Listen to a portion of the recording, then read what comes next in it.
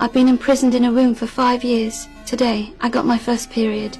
I begged to go upstairs to take a shower. The man reluctantly agreed. It was the first time I left the room in 5 years. While I showered, the man stood right next to me, watching. In the afternoon, his mother found a girl's hair on his clothes. She thought he had fallen in love. To avoid suspicion, he shaved my head clean. Christmas came, and the man gave me a gift, a new portable music player.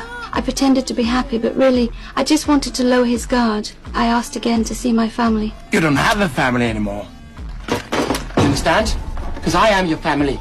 To make me forget my past, he lied, saying my family had moved away. What I didn't know was, my mother had never stopped looking for me. That night, he dragged me back to the room, tied my hands with zip ties, and forced himself on me. Not long after, I said I wanted to go outside. This time he didn't refuse. When my feet touched the soft grass and I looked up at the bright moon, I felt life in my eyes again. The man quickly realized that I had never given up on escaping, despite pretending to obey.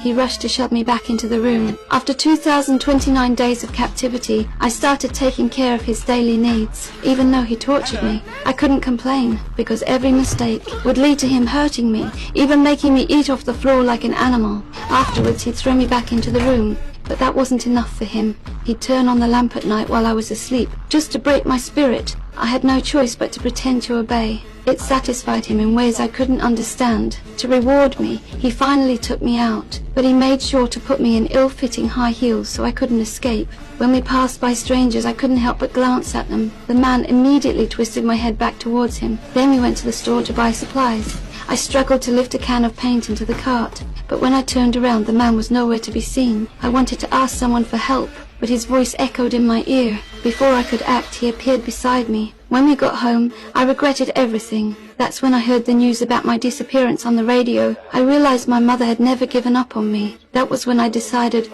I had to escape.